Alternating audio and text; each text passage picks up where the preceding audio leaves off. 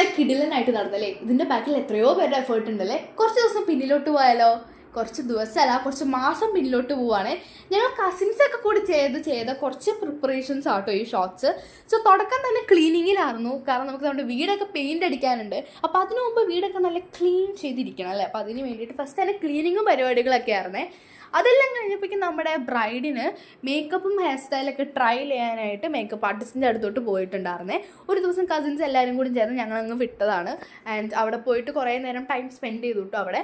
അതിനുശേഷം നമ്മൾ rental jewelleries ഒക്കെ കൊടുക്കുന്നൊരു ഷോപ്പിൽ, ഒരു സപ്പൂസ് എന്ന് പറയുന്ന ഒരു ജ്വല്ലറി ഷോപ്പാട്ടോ, റെൻ്റൽ ജ്വല്ലറി ഷോപ്പ്.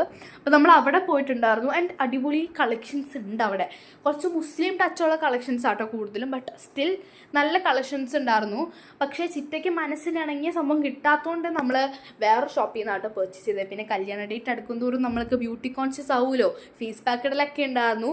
പിന്നെ കല്യാണ കത്തും കാര്യങ്ങളൊക്കെ, ഇതൊക്കെ നമ്മൾ കസിൻസൊക്കെ കൂടി ചെയ്യുമ്പോണ്ടല്ലോ നല്ല എൻജോയ്മെൻ്റ് ആണ്. സീരിയസ്ലി ഗൈസ്, ഭയങ്കര എൻജോയ്മെൻ്റ് ആട്ടോ ഈ വക കാര്യങ്ങളൊക്കെ കല്യാണ ഡേറ്റൊക്കെ അടുക്കുമ്പോൾ.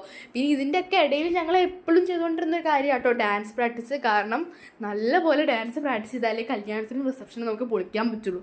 പിന്നെ ഇടയിലൊക്കെ ഞങ്ങൾ ഒരുപാട് കഷ്ടപ്പെട്ട് ഡാൻസും പ്രാക്ടീസ് ചെയ്തു.